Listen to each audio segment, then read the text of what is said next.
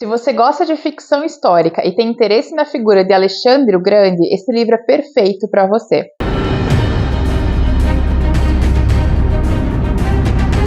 Oi pessoal, eu sou a Cat, bem-vindos de volta ao canal, estou muito feliz de estar com vocês em mais um vídeo e no vídeo de hoje eu vou falar sobre uma ficção histórica que eu li recentemente, gostei muito e ela precisava de uma resenha exclusiva aqui no canal. Estou falando sobre o livro Fogo no Céu da Mary Renault. Fogo no Céu é uma ficção que vai falar sobre Alexandre o Grande. Esse livro foi publicado em 1969, ele é o primeiro de uma trilogia e cada livro vai explorar um aspecto e um tempo diferente na vida de Alexandre. A Mary Renault é uma escritora inglesa que passou grande parte da vida dela morando na África do Sul. Ela foi uma grande pesquisadora da Grécia clássica, uma estudiosa, uma viajante. Ela estudou em Oxford e uma curiosidade sobre ela é que um dos seus tutores foi o Tolkien, exatamente o autor do Senhor dos Anéis. E a Mary usou esse profundo conhecimento que ela tinha sobre a antiguidade nos seus romances, em especial nessa trilogia. Nesse primeiro livro, Fogo no Céu, a gente vai acompanhar a ascensão de Alexandre o Grande, a sua infância e adolescência, seus primeiros conflitos e a formação dele na figura que depois se tornaria um ícone histórico adorado e venerado por tantas nações. A primeira coisa que ela nos faz nesse livro é nos jogar diretamente dentro da corte macedônia, que nós vamos conhecer Alexandre ainda criança, com 4 anos de idade, e ali a gente já percebe, e ele também percebe, que ele é o pivô em um relacionamento muito conflituoso. Alexandre era filho de Olímpia e do rei Filipe II da Macedônia, e os pais não se davam bem. A gente vai entendendo que, na verdade, o Alexandre ele faz parte de um cabo de guerra muito disputado entre Olímpia e o Filipe, porque cada um deles vê no Alexandre uma grandiosidade que quer puxar para si. A Olímpia ela é descrita como uma jovem muito ambiciosa, muito apaixonada pelo filho. A população, as pessoas na corte, muitas não gostam dela e chamam ela de bruxa, de feiticeira.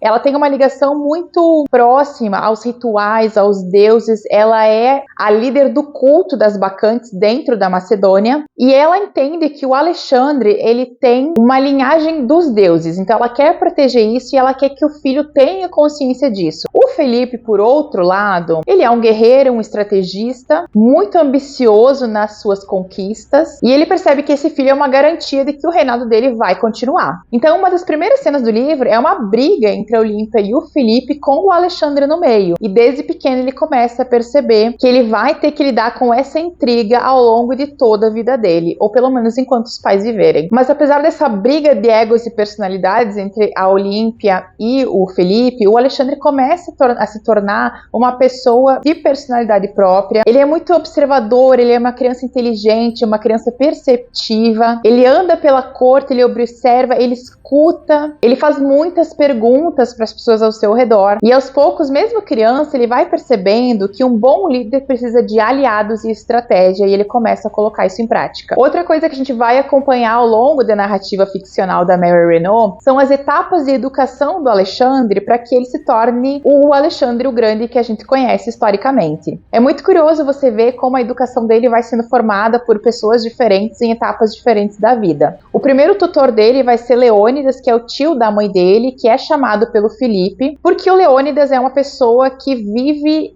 de forma espartana e o Filipe quer que o Alexandre também tenha isso na vida dele. Ele quer que o Alexandre seja uma criança, um adolescente que cresça negando a frugalidade, que ele entenda as coisas que realmente são importantes para a vida e que muitas vezes você não vai ter tudo o que quer no momento que quer. Então a educação do Leônidas que ele dá ao Alexandre é uma educação muito rígida e cheia de privações, que é uma coisa que irrita a Olímpia profundamente. Logo depois a gente também vai ter a tutela do Lisímaco, que por sua vez vai incutir no Alexandre o amor por Homero, o amor pelas letras, pela leitura, pela história clássica, e eles vão ter um relacionamento muito afetuoso um com o outro, que era uma coisa que ele não tinha com o Leônidas, e ele vai realmente entender que o Lisímaco, que ele chama de Fênix, fazendo relação com Homero, com Aquiles, com Patroclo, ele acaba se tornando, além de tutor, um amigo que o Alexandre vai ter por muito tempo depois disso. Outra tutela que o Alexandre vai ter também, que é uma das mais curiosas e que eu acho que desperta muito a nossa atenção quando a gente está lendo, é o fato de que Alexandre o Grande foi aluno de Aristóteles. O Aristóteles é levado até a Macedônia para ser o professor do Alexandre, e é com ele que o Alexandre vai aprender principalmente sobre política, sobre retórica. Então cada uma dessas pessoas, um desses mestres, um desses tutores, por mais que às vezes os relacionamentos entre eles fossem um pouco conflituosos, criminosos,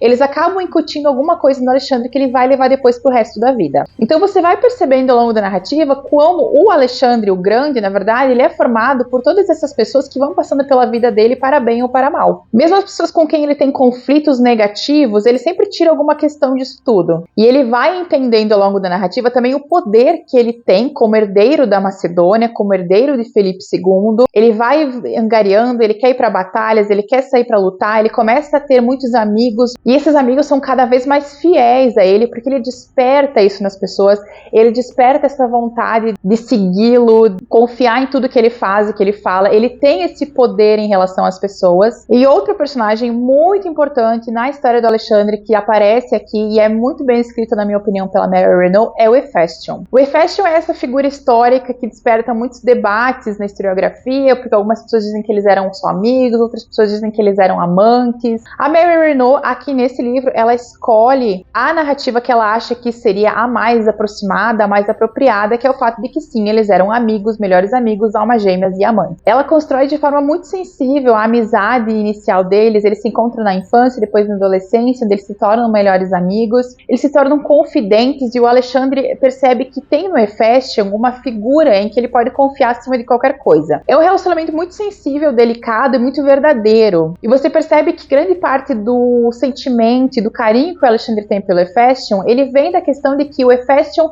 é uma das poucas pessoas ao redor dele que não exige nada dele, que não quer nada dele.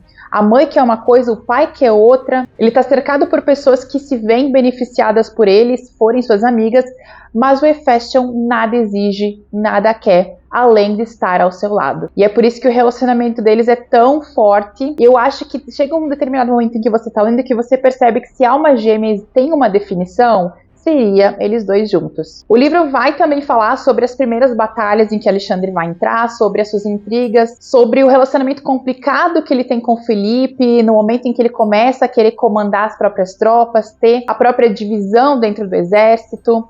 A gente vai acompanhando como isso vai se formando e como eles vão se relacionando, e como Filipe, ao mesmo tempo em que ele admira esse jovem que veio, né, que veio dele, que é filho dele, ele também tem um certo medo, um certo receio, porque ele também consegue sentir o poder do próprio filho. Então, mais pro final do livro, quando as coisas começam a ficar mais potentes em relação a batalhas e a intrigas, você tem toda a questão da intriga com os gregos, a questão da Ásia que tá batendo a porta, que eles vão ter que lidar em algum momento. A questão é, eles vão conseguir trabalhar juntos, ou eles vão estar sempre ali sentindo que um pode ameaçar o outro em algum momento? O livro termina muito bem, termina com um gancho maravilhoso para a sequência. Foi um prazer enorme ler esse livro. Fazia muito tempo que eu não via uma ficção histórica tão envolvente, tão bem escrita, com tantos detalhes primorosos. Você percebe quando uma pessoa, ela estuda aquele período com afinco, com paixão, com amor, porque tem muitos detalhes nesse livro. Você percebe que tudo é muito bem pesquisado, é muito bem pautado.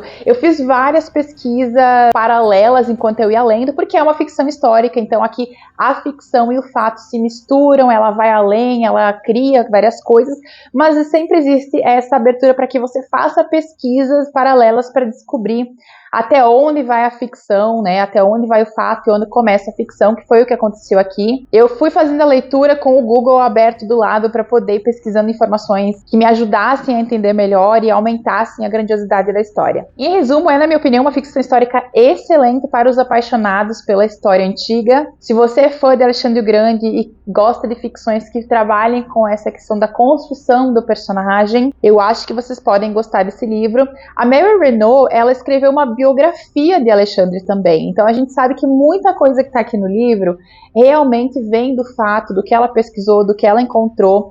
Tem uma nota final dela aqui no livro, onde ela esclarece um pouquinho melhor aonde ela buscou as fontes, como ela trabalhou com essas fontes dentro da história, o que foi que ela inventou, quais foram os limites que ela traçou ali entre fato e ficção. Então é um livro que eu acho que vai agradar muitos leitores. Agora eu vou seguir para ler a continuação, que é o Jovem Persa. Espero gostar desse livro tanto quanto eu gostei desse primeiro, e claro, se eu gostar, se eu achar interessante, eu vou trazer resenha para vocês aqui também. Vou deixar link para esse livro aqui no box da descrição para vocês. Espero que vocês tenham gostado de saber um pouquinho mais sobre esse livro, sobre essa história. Muito obrigada por terem me acompanhado em mais uma resenha. Beijão e a gente se vê no próximo vídeo.